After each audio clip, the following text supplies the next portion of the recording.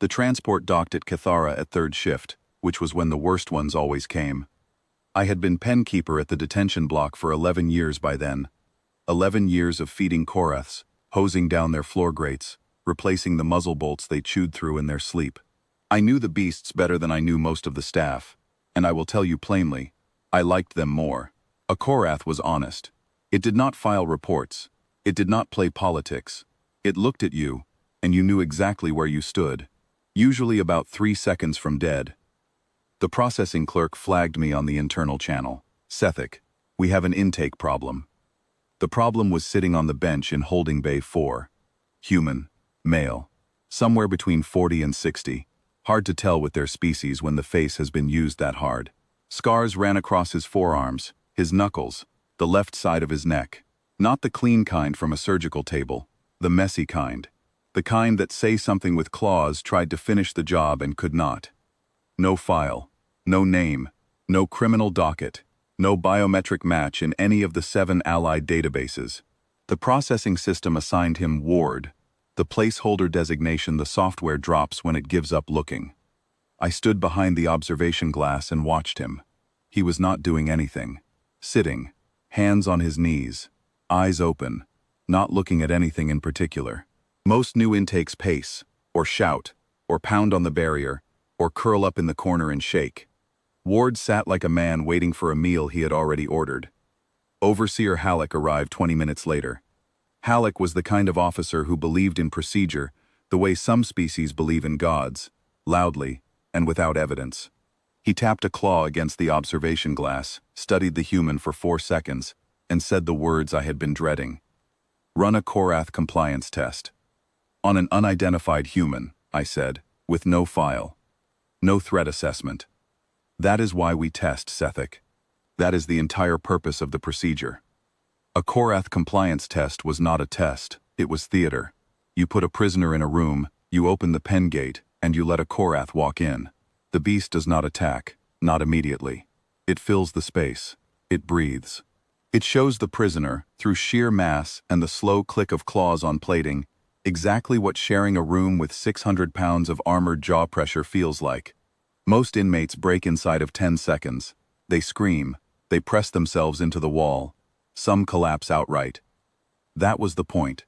Halleck wanted the nameless man afraid. I picked Teth 7 because she was the least aggressive Korrath in active rotation. That was a relative term. Teth 7 had collapsed a reinforced steel partition the previous quarter because a maintenance drone flew too close to her water trough. She had also bitten clean through a guard's forearm plate during a routine muzzle check.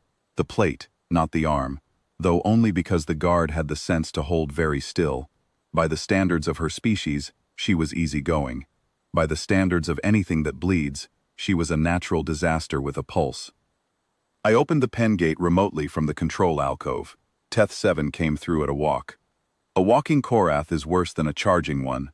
When a Korrath charges, that is instinct, reflexive, predictable. When it walks, it is making a decision. She rounded the corner into holding bay 4. The barrier had already been retracted. Ward was sitting exactly where he had been sitting since third shift intake. He looked up. That was the moment I stopped breathing. Teth 7 stopped. Mid-stride, one forelimb raised, her head dropping low. The plating along her spine lifted. The full threat display, the one I had seen 100 times, the one that made seasoned handlers step backward and check their sidearms. Her nostrils flared. She pulled air across the prisoner in long, deliberate draws, tasting the chemical signature of whatever he carried on his skin. Ward did not move, did not flinch, did not flatten himself against the wall. He looked at Teth 7, the way you might look at a large dog that wandered into your kitchen, mildly interested, not alarmed. "Settle down," he said. Quiet, not a command. More like advice from someone who had given it before. Teth 7's plating lowered, slowly, one ridge at a time, the way I had only ever seen it happen when she was falling asleep in the pen after a full feeding cycle. She took 2 more steps forward. Then she dropped. Not collapsed, dropped. Forelimbs folded, hindquarters down, belly flat on the floor. 600 pounds of warbeast settled 3 feet from a man with no name, and the only sound in that holding bay was the low vibration in her chest. The Korrath rest hum, The sound I had only ever heard through 3 inches of pen wall, and never once in the presence of a living person who was not me. She was humming for him. I looked at Halleck through the observation glass. His mouth was open, not the performative kind of open, the real kind. The kind where the jaw forgets it has a job. "Recall it," he said. I tapped the recall beacon on my belt. The pulse went out. Teth 7's ears tracked the signal, pivoted toward the pen gate. She turned her head, considered the gate for 1 full second, and then pressed her jaw against Ward's knee. The rest hewn deepened. She was not going anywhere. I walked to the bay entrance, physically, stepped into the room with my hands visible and my voice low, the way I had been trained. Teth 7 saw me, and the hum stopped. The plating along her shoulders rose. Not the full threat display, a warning. The kind that says, "I know you, pen keeper, and I have no quarrel with you. But if you try to move me from this spot, I will show you what quarrel looks like." I backed out. "Send 2 more," Halleck said. His voice had changed. The ceremony was gone. This was a man reaching for a lever that had already snapped off in his hand. I opened pens 3 and 5. Korrath Teth 3 and Korrath Osk came through together. Teth 3 was older, heavier, scarred across the muzzle from a territorial fight 2 breeding cycles back. Osk was young and fast, and had never once responded to a recall beacon on the first pulse. Between them and Teth 7, I was looking at the 3 most dangerous animals on the station, walking into a room with an unarmed human who did not know his own name. Both of them stopped when they reached Teth 7. They sniffed the air above the prisoner's head. They circled. Once, twice, the way they do in the pens when they are mapping a new scent against something already filed in their hindbrain. Then, Teth 3 lay down on Ward's left side, close enough that her plating touched his hip. Osk settled behind him and rested her chin on his shoulder. Ward reached up and scratched behind Osk's ear ridge without looking. His fingers found the spot between the second and third plate where the skin runs thinner, the spot I had seen veteran pen keepers miss after years of daily handling. He found it in 2 seconds, like he already knew, like his hands remembered something his file could not. "Easy," he said. "You're all right. 3 Korraths, 1,500 pounds of plated war beast, all of them humming." I turned to Halleck. He was gripping the railing above the observation glass with both hands. His knuckles had gone pale under the scales. Every guard in the corridor behind him was standing still. Nobody was watching the prisoner anymore. They were watching the Korraths, and the Korraths were watching Ward.